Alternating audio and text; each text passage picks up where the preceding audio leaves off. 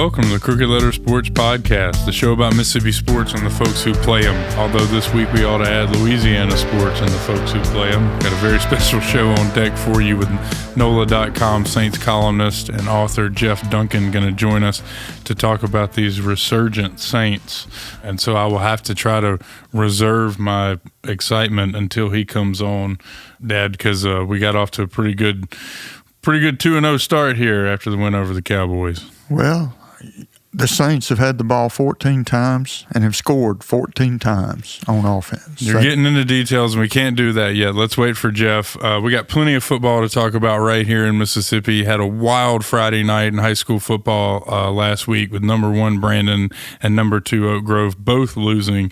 The Brandon game set a new state record, 65-62, lost to Clinton on the road. Pretty exciting times in Clinton. Broke the old record, was 125 points. I believe that was a Heidelberg game against a team called Sharon in like the 50s. But you ever seen anything? I mean, they only play in 12-minute quarters. No, that's unbelievable. I mean, and this came, 3 or 4 days after I had declared on this podcast that if Brandon was surely the best team in Mississippi, and then they give up 65. They did. They had 985 total yards and lost. 1,000 yards Almost, of total nearly, offense. yes. Wow. But anyway, had a big shakeup in the rankings. You can head on over to Scorebook Live /Mississippi and find all those. Dad, the new number 1 team, Louisville, playing Starkville, the new number 2 team this week. So another huge matchup. But you know those Golden Triangle games are always fun. Yeah, bloodbath is what they are. Yeah. I just hope nobody gets hurt for the rest of the year. Seems to be the trend in that game. Speaking of bloodbaths, we're not going to finish this podcast without mentioning the Oak Grove-Hattiesburg game. Yeah, man. Hattiesburg took it to Oak Grove. They were up. I mean, at one point it was 27-7. They ended up winning 27-21. And as I wrote on Scorebook Live, they just kind of pushed Oak Grove around for 3 quarters and you know, I mean, they won the battle up front. They ran the ball. They hit them up top with a couple of, big passes to Tristan Keys. And Deuce Vance is a pretty good little quarterback down there at Hattiesburg. And he's got a pretty good daddy that's a pretty good coach. Yeah, absolutely. Fun to see the Tigers. They're up to number 6 this week in the rankings and got a chance to climb even higher before the region play starts. They're at some point going to have to play West Jones, so that's the bad news for them, but they're already way ahead of where I thought they would be. Let's put it that way. Yep. Turning the page to the college game Saturday, Dad, Ole Miss continued to roll. They beat Wake Forest 40-6 to move to 3-0. Jackson Dart over 400 total yards. Got a 2-1 Georgia Southern team coming to town this weekend. I would say trap game ahead of Kentucky and at South Carolina the next 2 weeks, but I don't know that trap is shallow enough for the Rebels to fall in. Yeah, I mean, they win on the road against a Power 5 team 40-6, and afterwards they didn't seem all that happy about it. No. Didn't think they played their best. I mean, you got to have something for motivation, right? Yeah, I guess so, but I mean, it's like I wrote in my column that I wrote Sunday is I just don't see any weaknesses in that team. I don't either, man. That defensive line looks pretty damn good on top. I mean, obviously they're going to put up numbers offensively, but, I mean, defensively they look pretty good up front, and that's what they're going to need, once they get into the tough part of the schedule. Yeah, the only thing, and we'll find out eventually because injuries will happen in the SEC when they get into the meat of that schedule. We just got to see what kind of depth they have, and if I know they think they're way deeper than they've been across the lines, that'll tell the tale. Well, that's what it takes. I mean, you look at a team like Georgia. I mean, they rotate 8 guys in on the defensive line regularly, and Georgia, there's not a whole lot of drop off either. Texas. Yeah, all those teams. Well, let's talk about a team that went the other direction this weekend. The Mississippi State Bulldogs browbeat by Toledo at home. Final score was 41-17. Didn't really feel that close. They gave up 454 yards of total offense, lost the turnover battle.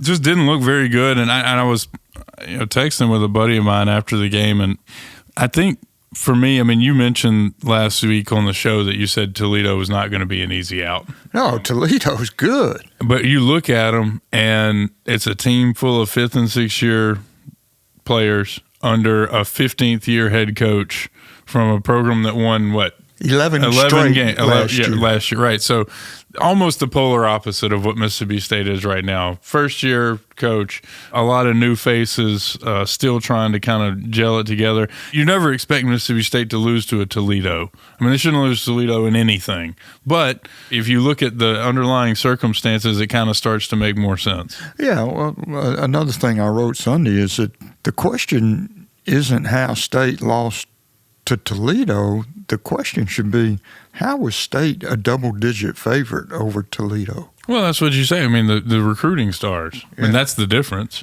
The only thing is that, like I said, you were playing a bunch of 23, 24-year-olds. So maybe it's some younger guys against some older guys and get in that situation.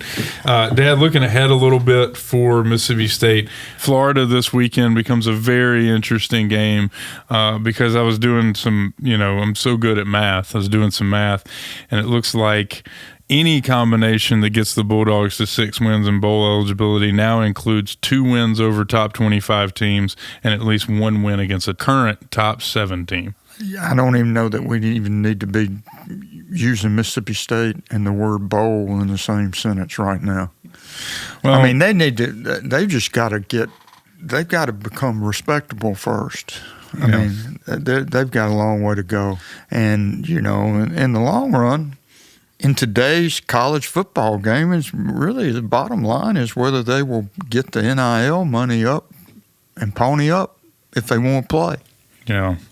Well, I saw one post on Message Board Genius from somebody who was suggesting that they combine with Ole Miss to form one team at this point so that the NIL would be more competitive. Well, brother, let me tell you something. It would be mostly Ole Miss guys right now. That's why I said, why don't they try something easier like peace in the Middle East? Yeah. All right, Dad, moving on to Southern Miss. The Golden Eagles fall to 1-2 with a 49-24 loss to South Florida. Kind of the same story, different chapter. Gave up 369 rushing yards to the Bulls, who are apparently pretty damn good. But they were 1-10 on third downs on offense. Can't do that, especially at home. Was there any takeaways you took from that game? No, they've got to get a lot better, and the game Saturday is really huge for them. It is. Southern Miss opens as a 6.5-point underdog on the road at Jacksonville State, who is 0-3. Yeah, they did win 9 last year and won the Conference USA, but I mean, they're off to a rough start, and they're favored by 6.5 at home. So the thing that hit me in that game is that the strength they've been saying all during the preseason, the coaches and the pundits, that the strength of the team was the defensive front. They just got gashed. It seemed like they could have run 3 running backs through those holes. Well, they ran 3 different ones, just not at the same time. Like I said, they ran wild in Hattiesburg. Southern Miss, like you said, this game this weekend against Jacksonville State, huge for them. They have got to get back on track if they want to achieve their ultimate goal this season. One thing with Jacksonville State and Rich Rodriguez is they're going to score some points. They usually do. Yeah. They usually do. Dad, it's time to start talking about Jackson State. The Tigers moved to 2-1 Saturday, beat the brakes off of Southern 33-15 right here in Jackson. There were cars parked all up and down Woodrow Wilson, all up and down Stage Street, into Belhaven. I couldn't wait to see what the crowd was. I figured it must have been 45,000, 50,000, but they announced 32. Yeah, I don't know I have no idea how many. I just know there were people everywhere right here in the Fondren area for that game, which is great for our local economy. Hopefully, it does well for the home prices. But it was cool to watch Jackson State. They ran for 200 yards as a team, beat Southern pretty badly, won the turnover battle 2-0, held Southern to 29 yards on the ground. I think this defense is kind of underrated right now.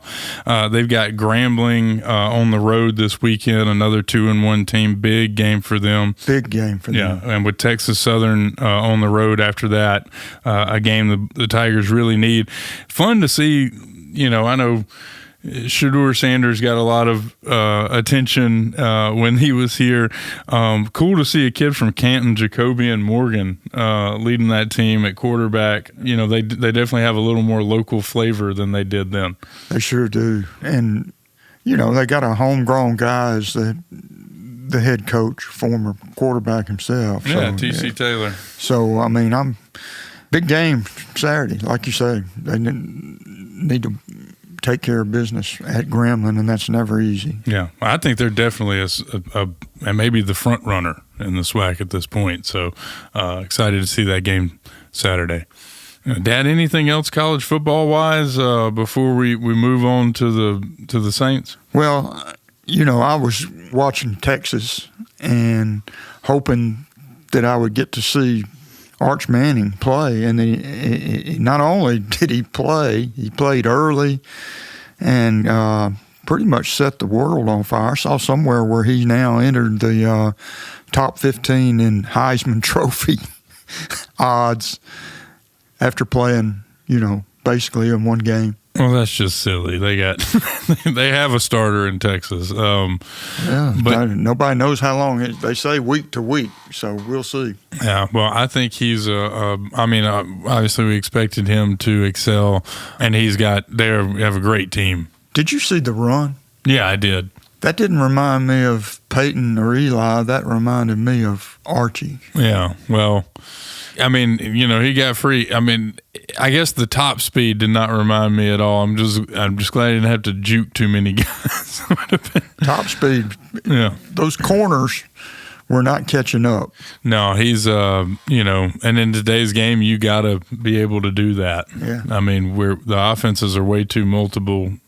You know, like Eli and Peyton were both, I guess if you were going to draw up a quarterback in a lab to play in the NFL, that's, you know, what you would do. Arch may be one of those prototypical new college guys that can really do it with his legs too. And if he can, God, I don't know what the next couple of years is going to look like in college football. He obviously can. Yeah.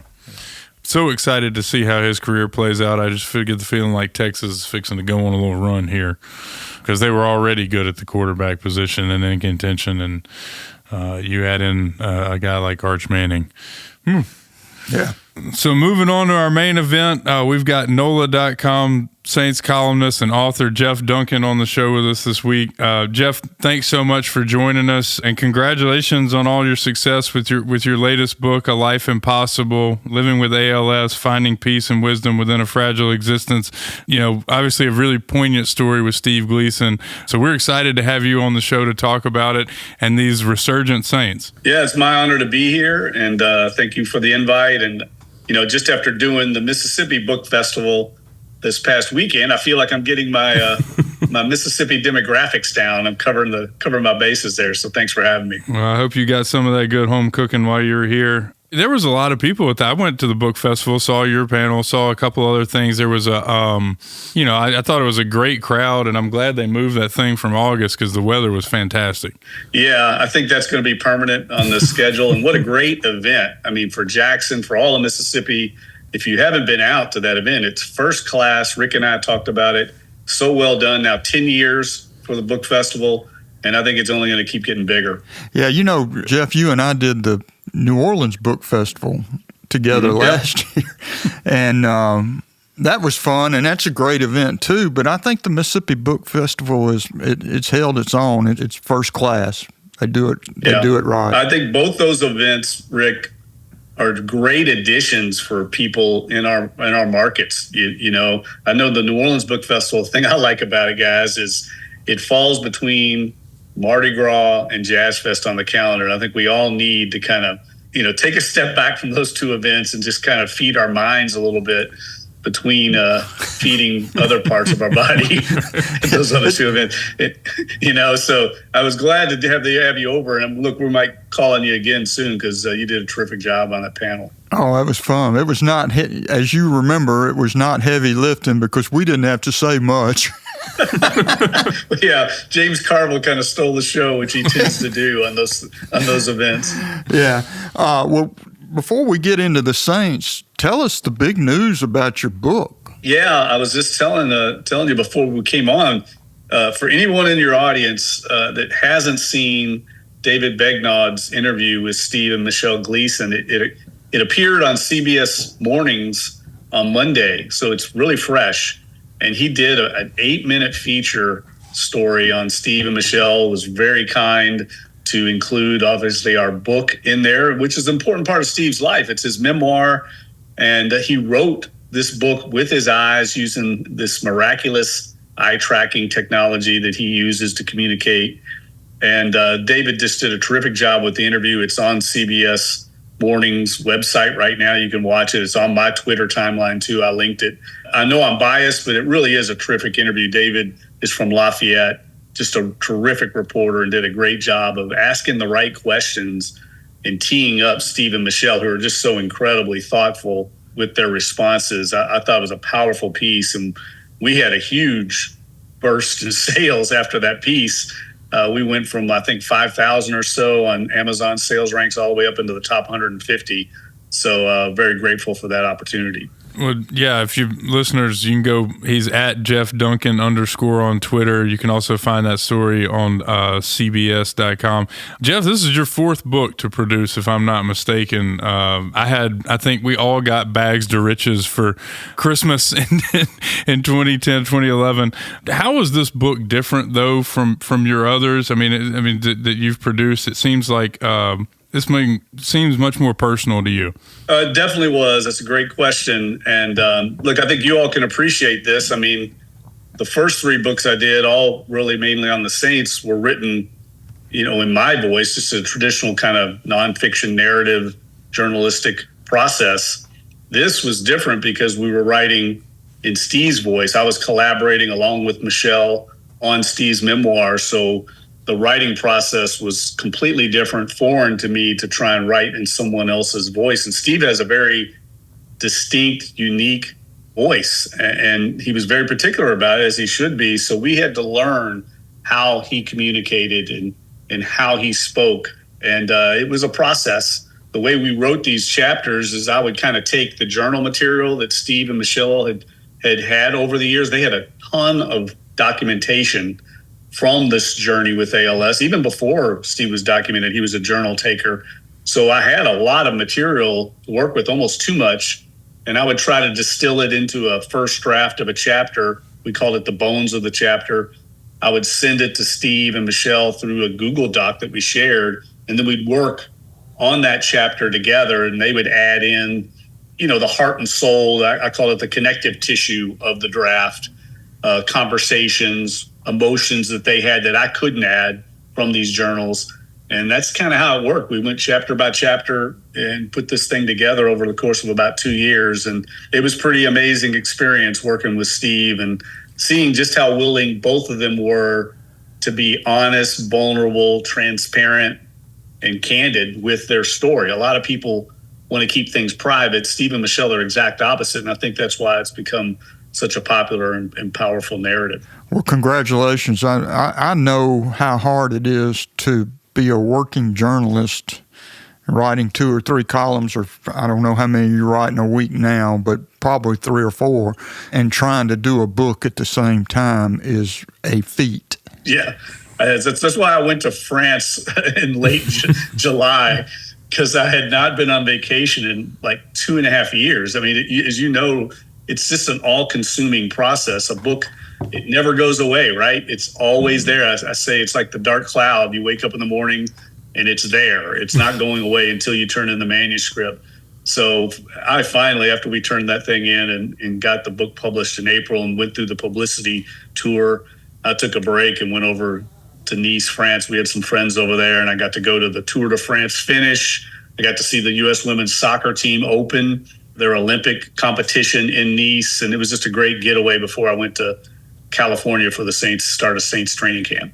Good for you. And you went this weekend from Jackson to Dallas. Yep.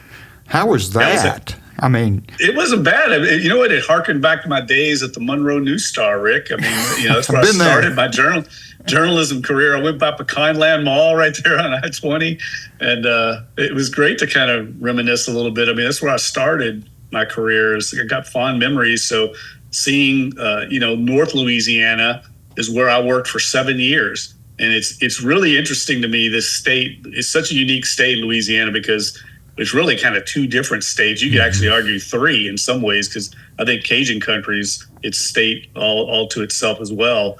So you realize Cowboys country, once you get over to kind of West Louisiana, Shreveport area, that has always been Cowboys country. And I think the Saints are trying to market themselves into that part of the state. But it was an unbelievable game. I know we're going to talk about it, but that experience driving through there kind of brought back some fond memories for me. I want one more question on your book, Jeff, before we get into the Saints. It seems like my big takeaway on Steve is that if given an ALS diagnosis, a lot of people might, use it as a crutch, and he seems to use it as a sword. I mean, just the amount of money that they've raised for ALS research and support, and it's one of the more inspiring stories I've heard in my life. So tell me, what do you think makes him so determined? And I guess this could have happened to so many different players, but it was Steve, who was so special to New Orleans already. Do you think that helped him raise awareness and do what he's done with the hand he's been dealt? I don't think there's any doubt. If you have a belief in a higher power in this world, I think sometimes these things feel ordained. And certainly Steve was, if anyone was going to take this bad card he was dealt and turn it into something positive, it was him. He's always had that positive outlook and mindset. And, I said this at the book festival session the other day. Steve is always, throughout his life, he considers himself really an explorer. He's an explorer of life, an explorer of psychology and mental approaches, mental toughness. And that's all he did to make it to the NFL, was just push himself as far as he could on what he calls the other side of fear. Most of us have fearful things in life, right? Whether it's spiders or going out at night in the rain and driving your car, there's things that make you apprehensive. He's always had this rare ability, all the way back as a child, of getting confronted with those fearful moments and then somehow finding a way to push through it. And he says, when you get to the other side, that's where life gets exciting. And I think that's always been my takeaway with Steve. This ALS diagnosis with him is nothing more to him than just a chance to explore, what he says, the ultimate human challenge of a life, of a terminal diagnosis. And I think that's the mindset he's taken to this journey he's on. And his mind has evolved, though. The early mantra was no white flags, right? He was very defiant. We're not going to accept this, this diagnosis like anyone else. We're going to fight it and beat it. And he's not there now. He's evolved to more of a accepting, more of a grateful that what he has. He's very grateful for every day of his life. And I think that mindset is a good lesson for all of us in life, to approach things that way, with that perspective. And he said that in the David Begnaud interview. How would you live today if you knew your timeline ended tomorrow? You'd live differently than you would if you had 10 more years to your life. And he said, we all have a timeline, and we don't know how long our timeline is going to last, but we don't live like we have a timeline. And I think that's a really proper perspective on life. I can't wait to read the book. I'm as soon as I get in my car and get home, I'm going to watch the CBS thing too. I think you'll love it. Yeah. Well, Jeff, speaking of reading your work, I read your column after the Saints 44-19 win over Dallas. We've alluded to a couple of times now. Still feels like a fever dream for Saints fans, I'm sure. I think, as you wrote, beating a feckless Carolina team at home is one thing, but handing the Cowboys their first home loss in 17 outings is pretty impressive. Yeah, I watched it again this morning, guys, just to kind of, it's like when you cover a game, things are moving fast, your mind's racing, and it really helps to watch it a second time. And it was interesting to hear Tom Brady's perspective from the network broadcast booth. And right now, I really feel like there's a series of things happening for the Saints, and they're all good. And it's not always going to be that way, but they've started so well. I think they've been very well coached the first two games. I think they're Their game plans have been strong. I thought they had a great game plan against Dallas and really outcoached Mike McCarthy and his staff, in particular Mike Zimmer, on defense. But they're also getting a lot of buy-in right now on offense from the players. I think, it was pretty clear to us in the offseason that the players really embraced Clint Kubiak's new offense and new offensive system. And look, I don't want to get carried away in X's and O's. I did write this Peyton Breeze book with Sean Payton and got into a lot of the mechanics of NFL offenses. And so I came to appreciate offensive game plans and offensive, just the complication of it. But really, it comes down to lots of times, guys, whatever system you're running, do people believe in it? Are they going to execute it? And I think that's what's going on right now with the Saints. They're bought into what they're doing, and they're executing at a very high level, and things are falling their way in these games where they've been able to get big leads. I mean, these long passes to Rashid Shaheed from Derek Carr have been perfectly executed, but that's not going to happen every week. But those tend to, like, when you get a big lead in a game, everything becomes so much easier. The game flows so much easier. And right now, I think the Saints are bought in offensively. It's allowing them to get some big leads on people, and then it starts to snowball. And I don't think it's going to be that easy in the coming weeks. But so far, it's been a heck of a lot of fun, I know, for Saints fans, especially that one on Sunday in Dallas against the rival Cowboys. Jeff, the most impressive thing to me, and I go back to the John Gilliam kick return in the first Saints game at Tulane Stadium, I have never seen them block like they have blocked these first 2 weeks of the season. They were knocking down the Cowboys like bowling pins. Yeah, and it's not just the offensitive line, Rick. No, I know. It's the tight ends. You got Taysom Hill playing fullback on some plays. The receivers are blocking. Literally everybody's blocking. That's kind of what I'm getting at when I talk about the buy-in. Yeah. Because that takes buy-in. You got to want to block somebody.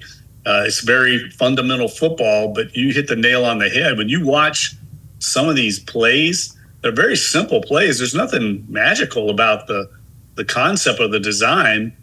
But Alvin Kamara's 6 yards downfield before a defender's even approaching him to tackle him. In the vicinity. And look, Alvin Kamara looks good right now. He's showing a lot more bursts than he showed in the past couple of years. I was concerned about him at age 29, but it doesn't matter at all right now when there's nobody around to tackle you. I mean, sometimes I think I could run for 5 yards in this offense.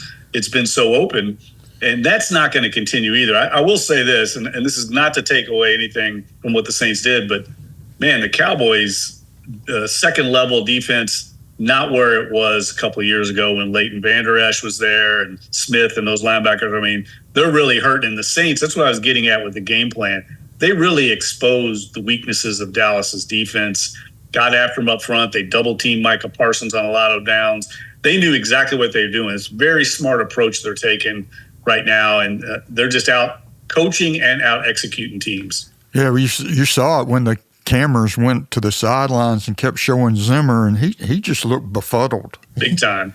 Yeah, look, and this is what I think also they're playing in to the strengths of the offensive line. I think we all focused on the weaknesses of some of the players like Trevor Penning, who's really struggles in pass protection, but they're covering that up by playing to his strengths as a run blocker, and then they have this really athletic interior tandem in Cesar Ruiz and in particular center Eric McCoy. If you watch the replays of these runs, those two in particular are downfield, getting on linebackers, getting on safeties. They're athletic enough to do that. And the new left tackle, Taliesin Fuaga, is also extremely athletic for a big man. So they're playing to the strengths of that line, and so far it's been pretty effortless.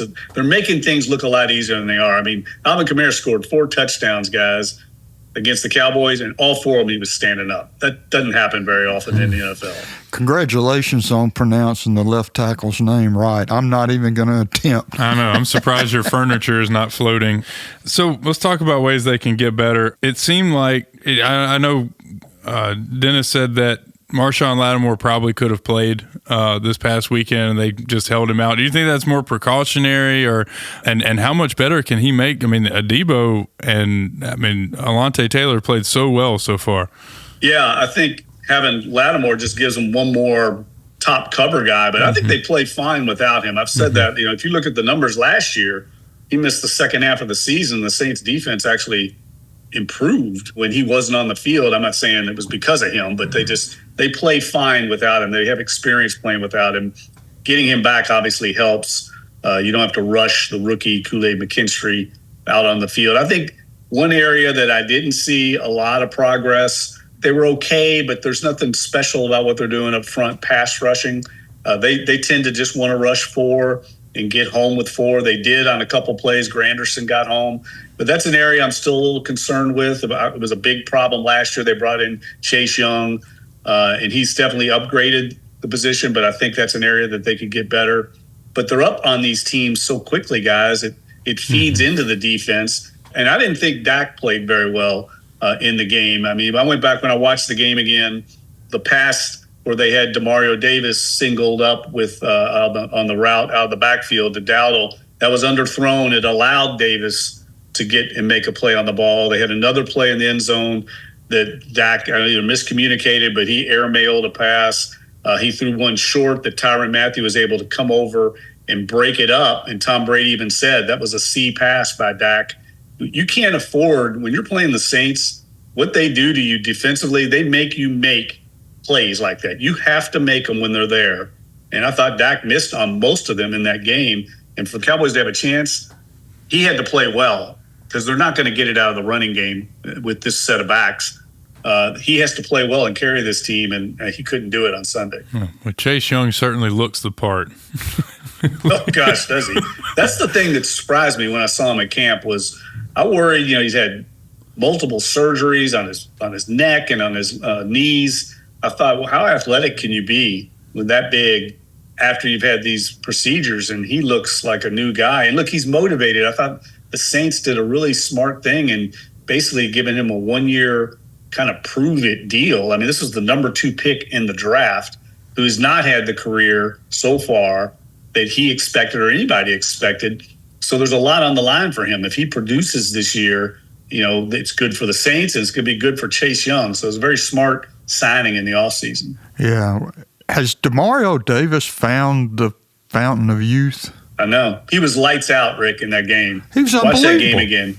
Yeah, he does not look in his mid-30s at all. I don't know. I know he has a very extensive weekly regimen that he goes through physically to get his body ready to play, but he's such a smart player. I'm blown away, guys, that the Jets would let a player like that out of your building. How do you not only is he a tremendous player, but he's an incredible man and leader on the team. And this is the kind of guy you want to build around. How do you let someone like that walk out of your building? It blows my mind sometimes, some of the decisions these teams make, but he's gotten better with age.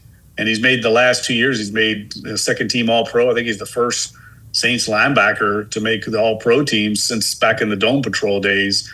He's just been a real leader for the team. And what they have now, guys, on defense is they have Cam Jordan on the front line, Demario Davis at the second level, and Tyrann Mathieu in the secondary. So you have 3 arguably Hall of Fame caliber players at each level of the defense leading those position groups. It's very rare to have that.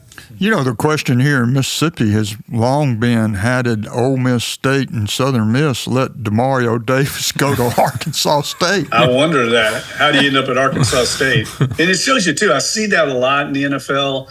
You see these guys that are kind of late bloomers. And as a member of the Pro Football Hall of Fame selection committee, I even see it at that level, right? Not only the guys that make the NFL, but the ones that end up making it to the ultimate level, right? The Hall of Fame.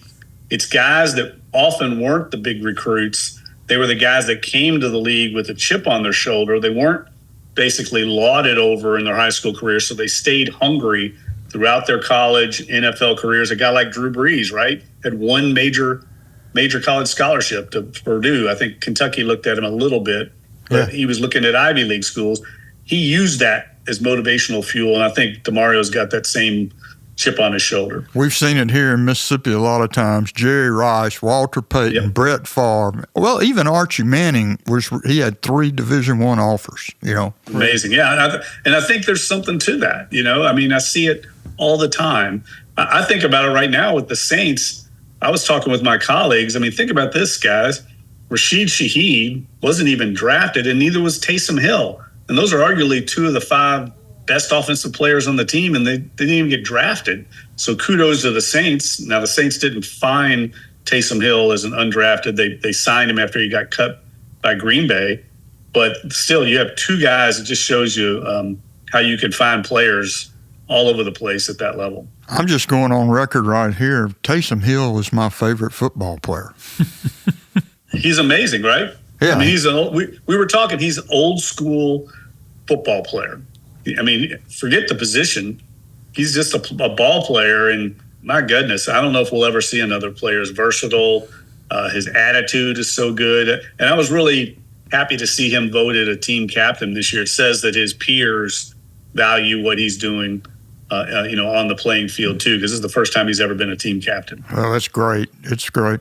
It's been great having you, Jeff. We appreciate you being with us, and of course, a longtime friend. Appreciate your friendship.